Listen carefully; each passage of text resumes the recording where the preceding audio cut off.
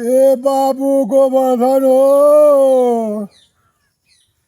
ए गोवर्धन, अरे गोवर्धन बड़ा हो। दादा हमार बोलावा तन कौनो बात बा का? चली तन देखी का कहता न। अरे उड़ब जहाज पर मारब नजर न तनवा भैरवा धैले बुटवाला बाजार सत दादा बाबू रे। हमार दवा याद गई नी अल्लाह कैले रहा। अरे माधवा तू नहीं। हाँ? अरे बुझाता पेटवा झड़ जाई हो। तू मर्दे बूढ़ भइला तोहरे वही कुछ पहुरा नहीं। ए मर्दे तू नहीं, तू सहूर देखते रे मार धोतिया बिगड़ जाला।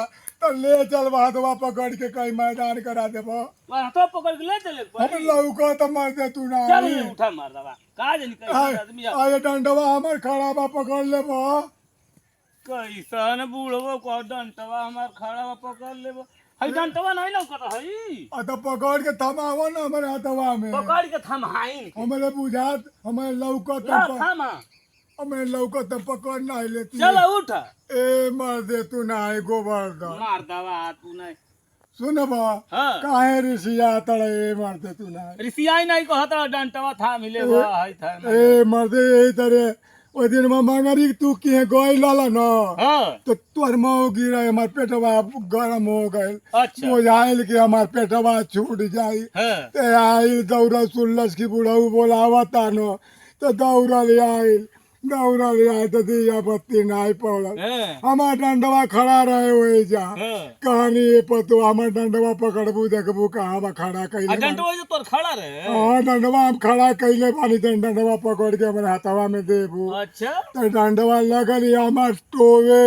हां हाँ तो हमार डंडा वही जा खड़ा रहे बाबू। हां तो हमार डंडवा हाथवा पकड़ के हमके समोलन। तू हमारे परिचिया हे मार दवा तू नहीं यही खाती तू के चेपुन के हमसे आगे अरे चल चुपा जा मार दवा। आखिर डंटवा थमहला न। ले बाबू ले हाथ पकड़ के हमके लिया गई। हां काले ऊंचा तब टोवत गईली।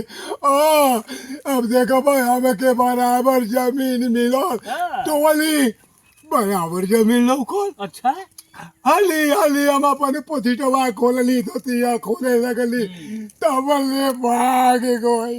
ये माधवा तू नहीं तो कहो दादा लोग गाँव उठौलत भागल बहुत जोर से। ओ हमें सही बताओ हाँ तू हाथ डंटवा खड़ा रहल आ धोतिया खुल के गिर गई तबले उ भाग चल। एमे लुगा उठौलत। बड़ा बेकार तुम भैया भागा यहाँ से जा भागा हम तो बोलिए घर में जाके लग मुआई हारत। हे भगवान अब हम कहाँ जाए। एक होला ही का है वो।